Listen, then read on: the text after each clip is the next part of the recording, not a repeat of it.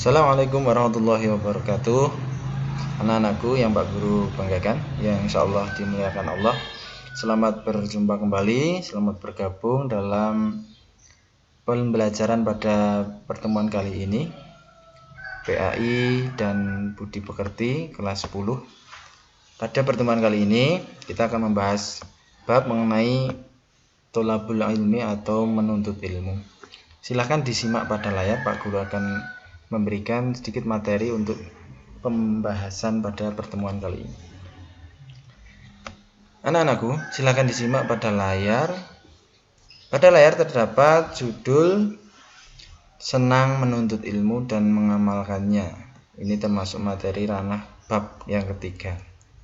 Di situ ada gambar bagaimana situasi proses belajar berlangsung. Oke, langsung saja. Kita lanjut pada halaman berikutnya. Baik, pada halaman berikutnya bisa anak-anakku simak. Di sini terdapat satu buah dalil yang mengkaitkan bagaimana kita diwajibkan untuk belajar. Nah, di sini diangkat satu surat yakni Al-Baqarah ayat 30 sampai 32. Baik, bisa dibaca. A'udzubillahi minasyaitonirrajim. Bismillahirrahmanirrahim. Wa idz qala rabbuka lil malaikati inni ja'ilun fil ardi khalifah. Qalu ataj'alu fiha may yufsidu fiha wa yasfiqud dima ila akhirih. Nah, itu sedikit anak-anakku bisa membaca sendiri di rumah. Adalah Quran surat Al-Baqarah ayat 30 sampai 32. Kita lanjut pada halaman berikutnya. Silakan disimak pada layar monitor. Anak-anakku, terkait infografis di situ ada sebuah hadis dari Ibnu Abdul Bar yang menyatakan bahwa mencari ilmu itu adalah wajib bagi setiap muslim, baik laki-laki maupun perempuan. Jadi di sini diwajibkan kita sebagai seorang muslim, baik itu laki-laki maupun perempuan, dengan hak yang sama, dengan kewajiban yang sama, yakni kewajiban dalam menuntut ilmu. Dalam Islam, mencari ilmu, menuntut ilmu itu wajib, baik muslim laki-laki maupun perempuan. Nah, apa saja yang akan mendasari, yang akan menjadikan proses belajar kita itu berhasil atau mendapatkan hasil yang maksimal? Silakan disimak dalam gambar. Itu yang pertama adalah kita harus meluruskan niat. Nah, dengan niat yang lurus, niat untuk belajar, diniatkan karena Allah, maka insya Allah kita akan dimudahkan dalam belajar. Setelah niatnya lurus, kemudian kita bersungguh-sungguh, yakni bersungguh-sungguh memiliki gairah yang penuh semangat dalam belajar. Kemudian setelah bersungguh-sungguh, semangat. Nah, semangat ini menjadi satu dasar, satu kunci sukses dalam keberhasilan kita dalam belajar. Ada lagi punya cita-cita. Nah, belajar tidak hanya sekedar belajar, tapi harus bisa diimplementasikan ke depannya. Ini dikaitkan dengan sebuah harapan, pencapaian, cita-cita. Kemudian belajar tidak mengenal usia. Jadi jelas tadi bahwa wajibnya menuntut ilmu itu baik laki-laki maupun perempuan itu tidak dibatasi usia. Nah, bahkan sampai lanjut usia pun itu boleh dan harus untuk tetap belajar. Satu lagi, tidak mudah putus asa. Nah, ketika kita belajar, ketika kita mengenyam pendidikan kok ada sedikit rasa keraguan, maka apa yang akan kita raih itu akan menjadi sia-sia, karena ketika dalam belajar itu tidak didasari dengan sikap sungguh-sungguh tadi, maka yang ada hanyalah kebimbangan dan ketidakpuasan. Akhirnya dia akan mudah putus asa dalam belajar.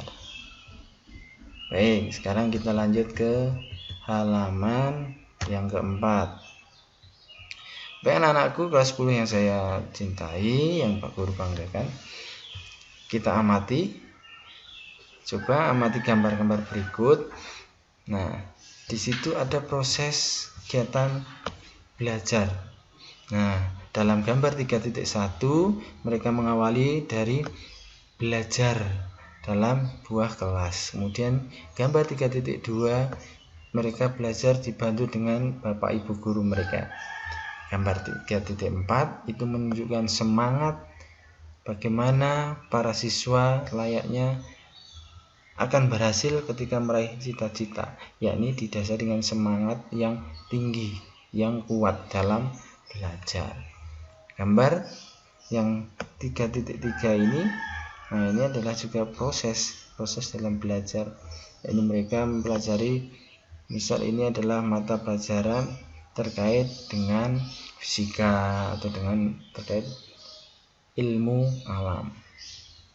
Kita lanjutkan halaman 5. Baik, ini kisah, hanya sedikit kisah, nanti bisa dipelajari sendiri. Kisah Imam Abu Hatim Muhammad bin Idris Ar-Razi menuntut ilmu. Jadi adalah satu gambaran kisah semangat seorang tokoh dalam menuntut ilmu. Kita lewati. Oke, kita lanjut.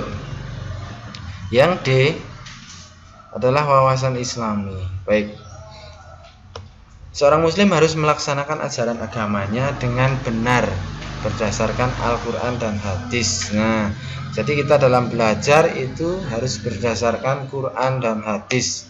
Bagi seorang muslim tidaklah cukup hanya dengan menyatakan keislamannya tanpa berusaha untuk memahami Islam dan mengamalkannya. Jadi keislaman seseorang muslim itu harus dibuktikan dengan perbuatan nyata dalam kehidupan sehari-hari. Nah, oleh karena itu solusi untuk memahami Islam adalah dengan menuntut ilmu. Tanpa adanya ilmu kita akan sulit memahami Islam. Oke, Pak Guru lanjutkan. Sekarang ke pengertian menuntut ilmu. Disimak pada poin 1. Pengertian menuntut ilmu menurut Kamus Bahasa Besar Indonesia atau KBBI artinya adalah pengetahuan tentang suatu bidang yang disusun secara bersistem menurut metode tertentu yang dapat digunakan untuk menerangkan gejala tertentu di bidang pengetahuan atau kepandaian tentang soal duniawi, akhirat, lahir batin dan sebagainya. Itu ya. Berlanjut pada halaman berikutnya. Silakan disimak anak-anakku, Pak Guru lanjutkan. Nah, kata ilmu tadi berasal dari bahasa Arab yaitu alima ya'lamu ilman.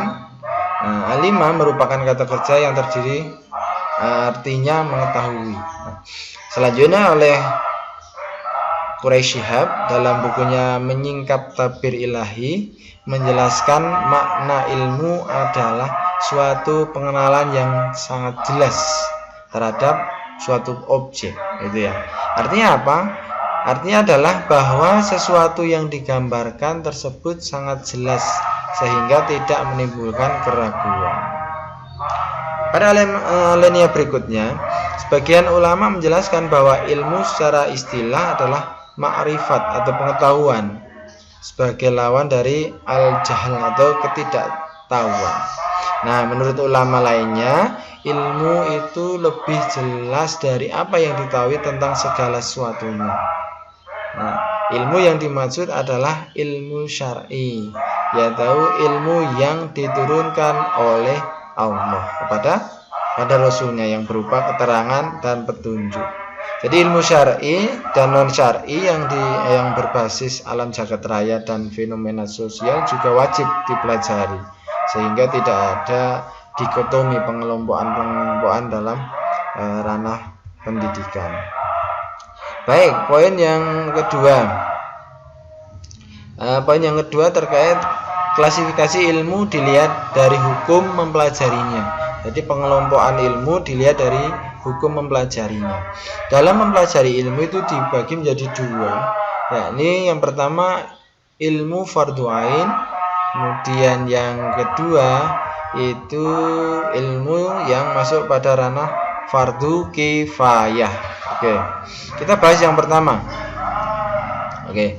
Ilmu fardu ain merupakan ilmu yang wajib dipelajari oleh setiap muslim. Jadi ini dibebankan pada setiap muslim.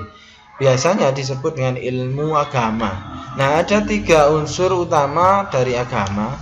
Yang pertama itu ada akidah, ada syariah, dan ada akhlak. Jadi jelas ya, ada 3 unsur tadi yang menjadi unsur utama dalam agama. Akidah, syariah, dan akhlak. Penjelasannya apa?